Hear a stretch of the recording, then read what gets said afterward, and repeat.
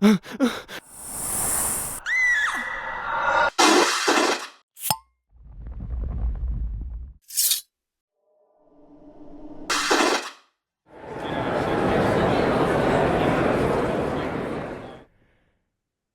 and welcome to the Supernatural Track here at Continual. I'm your host, Gail Martin, and tonight we are exploring some headcanon about what Sam did after Carry On. We got to see some, we got to see a glimpse at the beginning, and then we got to see him reunited in heaven with Dean at the end, but there were years in there, hence Jared looking really old in a kind of not great wig, but I think we can chalk that part up to pandemic. Um, but in the story, ignoring the bad hair day, what do we think happened? How did Sam indeed carry on? But before we start speculating, let's let our wonderful panelists introduce themselves, starting with Tammy. Hi, I'm Tammy. I started watching Supernatural in season 7, so I was midway through. I'm a deep fan of Supernatural, and I love both boys, but I am a Sam girl. Lola? My name's Lola Lariscy. I'm a writer, and I've been watching Supernatural since it started 21 years ago. And I'm kind of a Dean girl, but I'm also kind of a Charlie girl, too. Oh, Hey. oh. Hi, I'm Lynn. Yeah, go ahead. Sorry, I thought you'd said my name. Hi, I'm Lynn Kramer. I'm a professor at the University of South Carolina with a PhD in comparative literature. I've been watching the show since about, I don't know, 8 or 9 years when I started binge watching it, and I love them both too, but yeah, Sam all the way. And I'm Gail C. Martin and Morgan Bryce. As Gail, I write epic and urban fantasy. As Morgan, I write urban fantasy, male paranormal romance. But Sam and Dean could walk into all my modern worlds and feel right at home. I fell in love with the show halfway through season 11, binge watched 11 seasons in 4 months in time for the start of season 12, fell down the rabbit hole and haven't come up for air since. And I love both boys. I'm gonna say, yeah, I love both boys. Although I did marry somebody who's 6'4" with brown hair and blue eyes. So, there's that. Anyhow, Sam after Carry On. Now, he was clearly devastated with Dean's death. They had cheated fate so often, and then this time their luck truly ran out and there was no intervention. So we see some clips, but there are big lags in between the clips. Let's start with the immediate aftermath, maybe the first year or so. What do you think Sam did in that first year or so right after Dean's death? Tammy? I think he went on one, maybe two hunts, but I don't think he hunted very long. Mainly because hunting, as he said, told Charlie years before, he loved hunting, but only if he could do it with his brother. So with his brother dead and everything reminding him of Dean, I don't think he hunted very long. So I think mainly what he did that first year was try to come in terms with his grief. I mean, that's an overwhelming loss that he experienced. So I think he found some place quiet to be and spent that time just trying to figure out what his life could possibly be like without hunting and without Dean. Okay. Lola? All right, so I've got a whole thing written out, so I'll just do a little bit at a time. So when we see the scene of him shutting out the lights in the bunker, I kind of felt like he was saying goodbye to it. I don't think he went back. I think he went to Austin and he just didn't go back. He traveled around a little bit. He didn't want to stay in any nasty motels anymore, so he stayed in Airbnbs. He eventually retired baby, and I think he probably got a Prius knowing him. uh yeah, that's pretty much it for the first year. Okay. Lynn? I agree that he took the year to grieve and whatnot, but I don't think he left the bunker right away because that became home. And out of all the places that they had together, that had the happiest memories. Yeah, there were some bad memories there, but I think he would have stayed to just process everything, but also to make sure it was real, to see if there wouldn't be something that somehow it would, he'd come back. Because remember, at the beginning, after Dean had poofed the first time going to hell, a few months later, he was back. So Yeah, I think he would have hung around. I agree that he would have stayed with the bunker for a while. First off, Dean's stuff was all there. He's not going to Mhm. just leave it. Yeah. Um, I think he was going to, by this time they've spent several years in the bunker. I think he did a deep Hail Mary dive into the information to see if there was any way to get Dean back. Whether that's summoning someone who helped them before or a new entity. I think he would have exhausted every possible possibility. And then and if you think about it, the stages of grief, bargaining is a stage of grief. I'll be really good if you just bring them back, or I'll fix this if you just bring them back. So I think that's Sam's version of bargaining. And when it turned out that there wasn't a way out this time, then I think Sam had to make a decision on whether he was going to meet up with Dean sooner or later. And I think that Mhm. I think that knowing Sam, that was an intentional decision that he made, not just an assumption. And I think he realized that he and Dean were soulmates. They were going to end up in some version of heaven together for eternity. But Dean would whip his ass if Sam accelerated showing up. As glad as he would be to see him if he found out that Sam had caused his death, I think Dean would have just reamed him a new one. And so I think for that reason, Sam would have felt that he needed to carry on. And then the next question would be carry on doing what? So, how do you think maybe after that initial grief period was settled, what options do you think Sam explored and how do you think he made any choices? Because we don't really see what he's doing for a living in the aftermath. So there's a lot of opportunity for conjecture there. How do you think he assessed his opportunities, Tammy? I think at this point, he'd long given up the dream of being a lawyer. I don't know that he was ever sold on being a lawyer. I think 20-year-old Sam looked around at all the career opportunities and work and said, what is the safest career that is the furthest from hunting that I can do? And he picked lawyer, but I don't think he's longed for 20 years to be a lawyer. But I do think he went back to school and got some sort of degree. I think that was probably once he settled down and once he decided, and I'm like you, I think he made a conscious decision. I'm going to live and I'm going to make a difference in this world in a different way than I was making a difference in this world with Dean. So I think he definitely went back to school. And to me, he got a degree in counseling or something along that area. But the possibilities are pretty endless.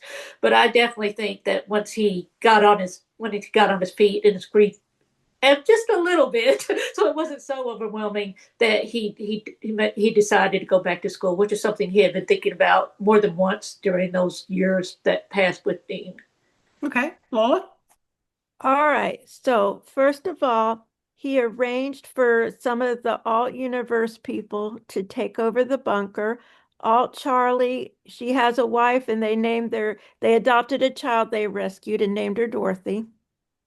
So they're living at the bunker along with some other hunters. And Miracle stayed with with Sam until he eventually passed away. We didn't see it, but Miracle was running around the field in heaven. We just didn't see him.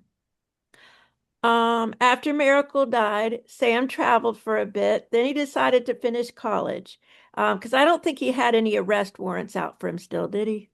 I No. think they I could think have they fixed took that, or that. Chuck would have fixed it, Yeah, or Charlie. Charlie would have fixed it.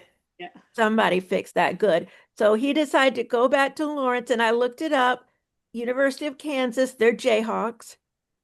So he decides to become a Jayhawk. He finishes his bachelor's degree, and then I imagine he probably gets at least a master's, and he goes into teaching because he's always been an intellectual and he really does not want to be Indiana Jones anymore. He wants to be Indiana Jones teaching. So he goes into history because he knows that if we don't learn from history, we're doomed to repeat it. And then in my little essay, I go into him meeting his wife. Should I wait and do the whole wife thing Hold later? on that one. Lynn? Okay. Yeah, I don't see him giving up the bunker. I mean, the way they showed it, him turning off the lights and everything seemed, it didn't seem completely necessarily final, but he was at least stepping away. And again, going back to the idea that that was the one established home he had with Dean, I could see him going off maybe, and definitely doing the college thing and getting a degree so he can teach, probably be a teacher. I could see him as a teacher or a counselor. I mean, that would work too. But I can see him staying near the bunker so that he could do that. I don't think he necessarily gave up hunting completely because he found out how badly that went the last time he did it when Dean was in purgatory. So he'd keep his hand in some way. I know we have discussed it before where he could have been kind of taken over for a Bobby role. And I could definitely see him being the nexus for the network in some way, doing that while he was setting up his life otherwise. Yeah, I love the idea that he became kind of the next Bobby. I mean, there's Garth also, but there's room for more than one Oh, yeah. advisor if there are that many hunters. Garth is doing his dentistry too, so Yeah, yeah. he's Garth also part-time. had his dentistry practice. Yeah. Um, I think I can see him definitely going back to school and getting a degree. Um, and history seems like a natural one. Um, Maybe counseling, or maybe that's just an unofficial thing that he's the professor everybody seeks out. Um, but I can see him kind of off duty being a Bobby figure. And I would imagine that while he was at the university, it was the safest campus anywhere around. Yeah.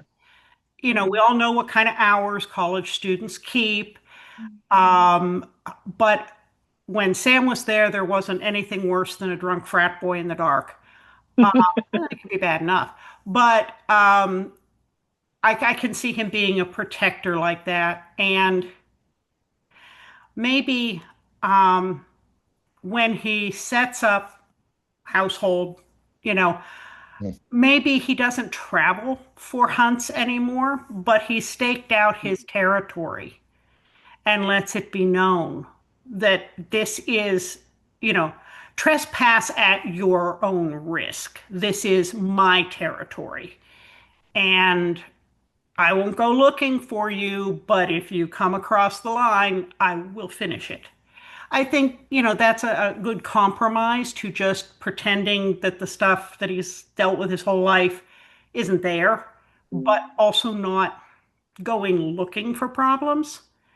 At least, until he gets to a point where he physically can't do that. And with as much punishment as these guys have taken over the years, even with Chuck, rebuilding them several times, after a while, the knees just go. The knees go even if you haven't been hunting Wendigos, Yeah. joints, what can I say? So I can see that happening. Um, what would be the next phase? Tammy? I think the next phase is that he does find somebody. I mean, obviously he did. We saw the blurry figure of the Blurry woman. blurry woman in the thing. So obviously he did find someone. I think somewhere he found someone that was also deeply grieving a loss, and that they bonded over their shared grief, and that they both wanted a legacy in children someday. So, and I think they did fall in love. They did have a love for each other, but maybe it wasn't the most deep and abiding love of their life because maybe that had passed, platonically. Sam lost his soulmate already, so I don't think he found a second soulmate. But I think, he found somebody that he could share a life with. I think he had to explain something about the supernatural to this person because, I mean, he's going to protect, like you said, he's going to protect his house. He's going to protect his workplace and his domain, the city he lives in, all of that. So I think, he had to share certain parts of his life and certain parts. I don't know that he would have come to the demon blood and all that, but he would have shared certain parts of his life and certainly made her aware of the dangers that were out there so that they could both be protective of their eventual child. But I think it probably happened 5 to 10 years after Dean's death. It didn't happen right away, but I think he eventually found someone that had shared interest and a shared desire and had the same values, and that they fell in love and got married. Okay. Lola? All right, so here we go. Okay, I think his wife is probably on faculty too. And she's probably a teacher also, history, maybe English, maybe math. I don't know. But Sam hadn't really felt at peace since Dean's death, but then he started talking to her one day in the cafeteria. He was eating his usual salad and she was eating a cheeseburger. He felt this odd familiarity with that. He couldn't figure it out at first, but he was like, Dean used to eat those. Then he found out that her name was Deanna. Yeah. Something just clicked. And he knew it wasn't really Dean, but it was the closest he'd get. Now, do you want me to start going into Little Dean, or are we going to wait on that? Let's wait for the next round. Lynn? Okay. Yeah, I would agree that he probably met her at the university, wherever he goes to school, or either while he's a student or a faculty. I can't see him. I know a lot of people like to ship him with some of the past loves, but I can't see him going backwards. I think he needs to move forward, and that they do share, but they share a lot of similarities with some things. Whether she was a hunter at some point, I don't really see that. I see it more as that she has some connection to the supernatural, either that she just believes in it, that she studies it via literature or whatnot. But yeah, I mean, I think that's how he would connect with her. I think that and these are all great options, and you know, there is no canon, so we are free to invent this. But I think it could also be that whether she was at the university or not, he rescues her and the boy from something supernatural while before he has completely given up hunting. Um, and or maybe he sees this thing going on and knows what it is and knows the police don't have a clue and uses his experience to save her and her son. And it turns out they have a lot in common and the relationship grows from there. So that would mean that this is somebody who recognizes, is aware, whether they were aware before, of the supernatural, knows and has seen him in action as a hunter, and then they create a bond from there. It also, explains the child, not that they couldn't have had one together, but given a lot of Sam's hesitance about the demon blood, about the Winchester curse, about, all of this, he would be able to be a father, kind of live Dean's legacy of being, the older brother, the protector, and not pass on the Winchester curse. And I think that that might have been very attractive to him. Um, he would have the paternal instinct, but how do you go to the clinic and check to see if the demon blood is still active? I don't think they have a test for that. Uh, you know, Fine. yeah, I Not a can big see, deal. I can see them going, Is that a code word for something? Do you actually mean, no, I mean real demon blood. So I think that's another possibility to toss out there. Um, And then, they have a nice life. I agree, not soulmates, but a soulmate comes along, once in a lifetime. Many people have lost their first deep love and then found a, companion that was somebody that they cared about deeply, didn't replace the other person, but it was a different kind of love. And I can see that being there. Tammy, what about the next phase? The next phase is, I guess, Dean Jr. And I think that he would have had some hesitations about being a father, but I like the idea that the Winchester legacy goes on. So I like that he is Dean Jr.'s biological Okay. father. I think uh, I think the woman might have had to talk him into that a little bit, but his wife. But I do think that he would have wanted to give a child the life that he wished Dean had had.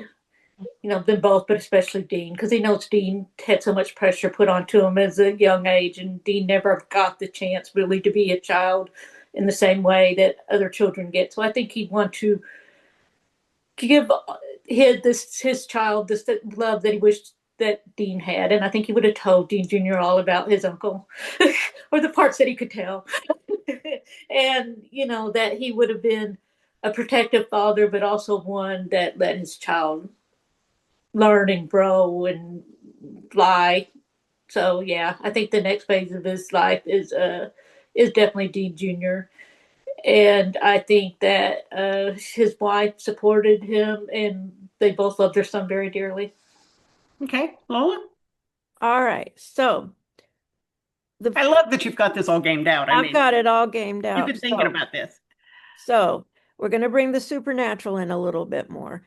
So I noticed that little Dean goes from blonde hair when he's little to brown hair kind of mid-range and then black hair at the very end.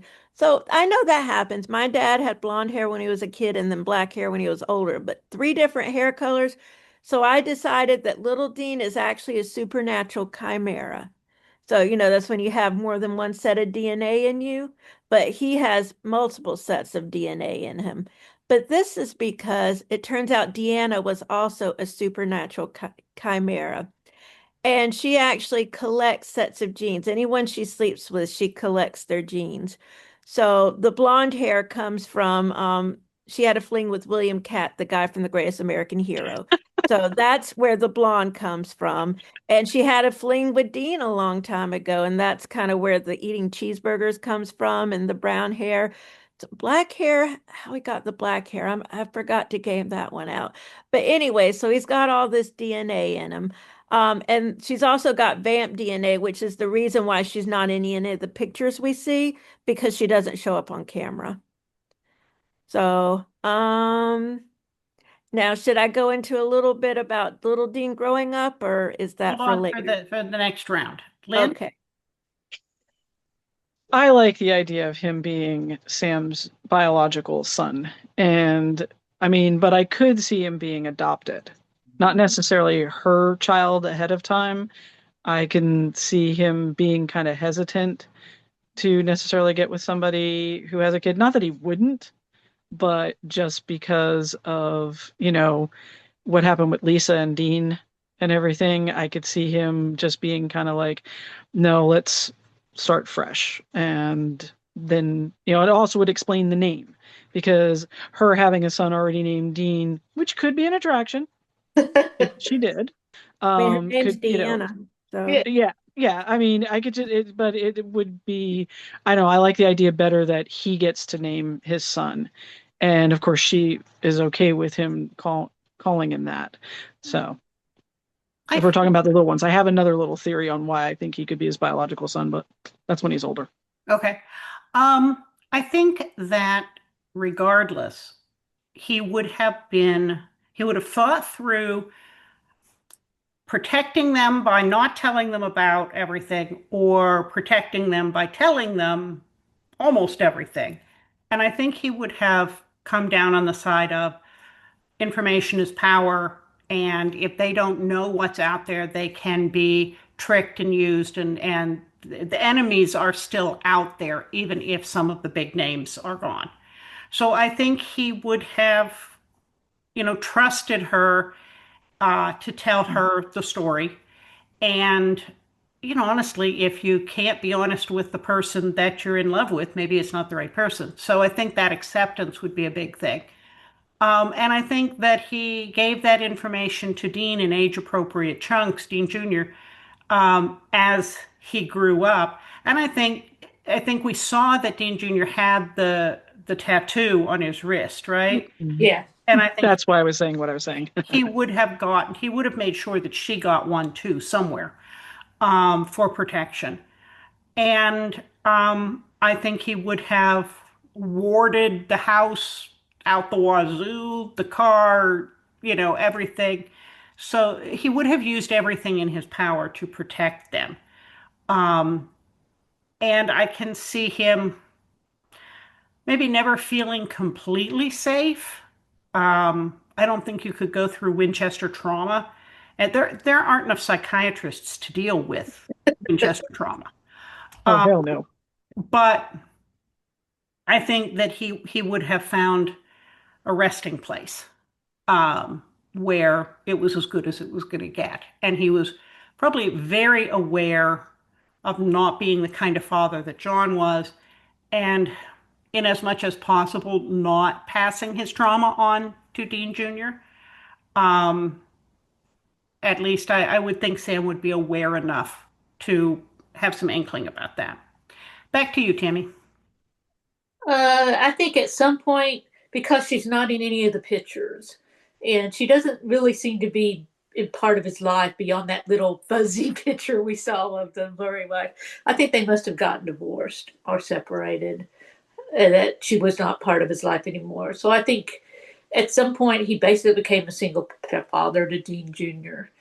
Because I see, even in the older years, he's helping him with his homework and he's doing this and that. Dean Jr. is the one that's by side when he passes. So I think at some point he became a single parent. I think Sam is very comfortable in his own skin at this point, and so that he doesn't mind. I'm sure the divorce was traumatic, but he doesn't mind that he's raising Dean Jr. alone. And also at this point in his life, he enjoys the peace and the quiet and and being in his own skin. So I think at some point they broke up, and I think he could.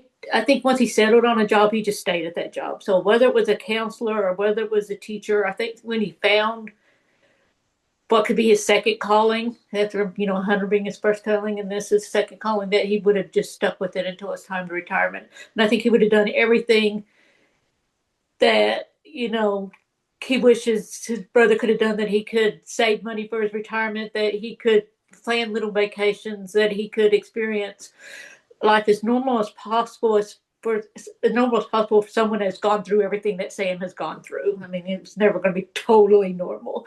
And that he was still dealing with, and that the grief was still ever present. Like every time that he woke up in the morning, he would think something about Dean and then remember Dean is gone. In the fresh way, the grief would hit him. And I think that happened continually all of his life. Okay. Lola? All right. So, the day Sam dies, he hasn't seen Little Dean for a few years.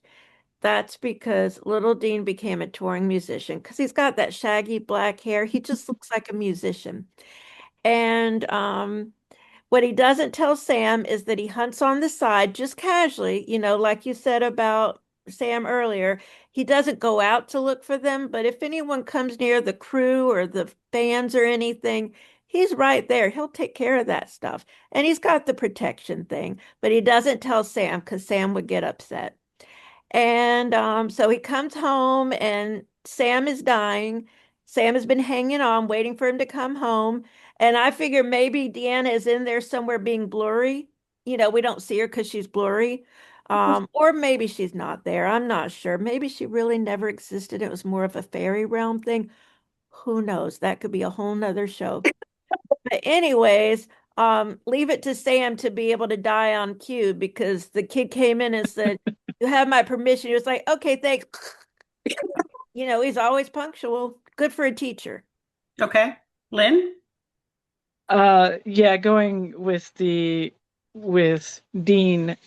I was thinking that, well, with Deanna, we'll call her that, the blurry woman, that I didn't see them divorcing. I saw it more that she passed before him. How many years that was, not sure. We didn't see all of the pictures in the room, but that obviously was his space when he was dying.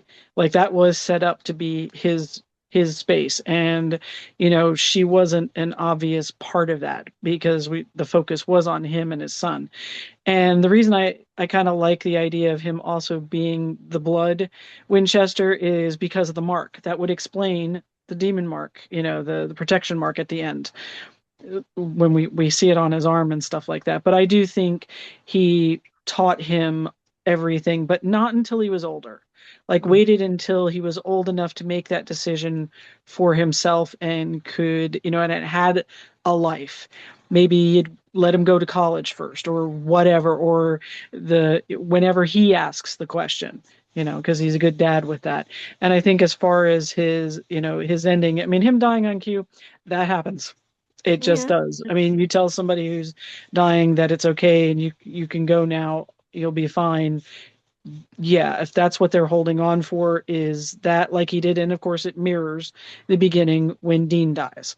Mhm. So the two Deans, he gives Dean permission to go, Dean gives him permission to go. So there you go. Yeah. I kind of feel like Deanna passed before he did. It could have been natural. It could have been, something else. I think he would have needed to give Dean Jr. information age appropriate all along to protect him because um, there are still entities out there that have it in for the Winchesters. That's true. And so to give Dean Jr. any freedom outside the protected area that Sam set up, he'd need to at least make sure he knew how to recognize threats and maybe not go looking for hunts, but protect himself if attacked. And, as every parent knows, you can only really protect your kid up to a certain point. And then they have to know how to keep themselves safe because you can't be there every minute. So I think there would have been a piece with that. Um, and I think that Sam would have, um, I can see him maybe not being in a hurry to retire, but I can see him curating a library of supernatural books, whether that was at the bunker or elsewhere, and making sure it was passed on to the right people, making sure that the lore was documented and passed on. If he wrote a book, I can see it being something that would be um, at the bunker, if it was going to be truthful at all. The Winchester Diaries.